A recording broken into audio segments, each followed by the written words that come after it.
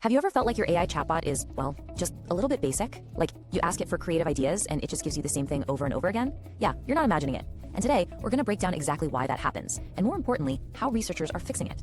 So let's get right into it. Why does your AI get stuck in a rut? I mean, you know it has access to pretty much all of human knowledge, right? So why does trying to brainstorm with it sometimes feel like talking to a broken record? Here's the fundamental problem. We go in with this expectation of infinite, amazing ideas, but the reality, we get the same old answer, maybe just rephrased a little. It is without a doubt the #1 frustration for a lot of us. To figure this out, researchers asked a really simple, everyday question, the kind of thing you or I would type into a chatbot without a second thought. And this is what they got back: 4 different requests for a unique suggestion, and 4 times it just said Amazon. Look, the answer isn't wrong, but it is the absolute opposite of creative. This right here perfectly captures the issue. Well, there's actually a technical name for this. It's called diversity collapse. And it turns out it's a side effect of trying to make AI more accurate. In our mission to get the right answer, we've accidentally trained all the creativity right out of it. We taught it to play it safe. But don't worry, there is a solution. A new training method called Darling is designed to fix this exact problem. The goal is to teach AI how to be creative again. Okay, so how does it work? It's actually pretty brilliant. First, the AI generates a whole bunch of different answers. Then it automatically groups together the ones that are basically the same idea. And here's the magic step. It rewards the answers that are not only good, but also genuinely different from all the others. This whole thing works because of a concept called semantic diversity. It's not about rewarding the AI for just changing a few words around. No, it's about rewarding it for coming up with a truly different concept, a whole new angle.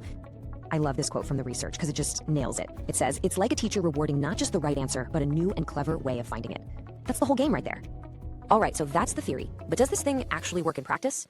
Let's take a look at the results, because they are pretty wild. First thing you'll notice, the overall quality of the answers actually goes up. So we're not trading quality for creativity. That's a massive win. We get both. But that's not even the best part. Because look at this. This is the real game changer. The diversity score, which measures how many truly unique ideas the AI comes up with, it absolutely skyrockets. This is the direct fix for diversity collapse. But honestly, here's the biggest surprise of the whole study. You'd think this is all for creative stuff, like writing, right? Get this, it even works for math. So a Darling trained AI is actually better at getting the right answer on its first try. And because it's trained to explore different paths, it's way better at finding multiple correct ways to solve the exact same problem. So what's the big takeaway here? This really matters because it's about changing AI from a repetitive tool into a true creative partner. For you, this means we're on the verge of having way better AI brainstormers, more innovative problem solvers, and tools that can actually help us break through creative blocks, which means, finally, less repetitive chatbots. And that leaves us with one final big question to think about. We've gotten really good at building AI that's an expert, but what could we create when our AI is not just an expert, but a true innovator?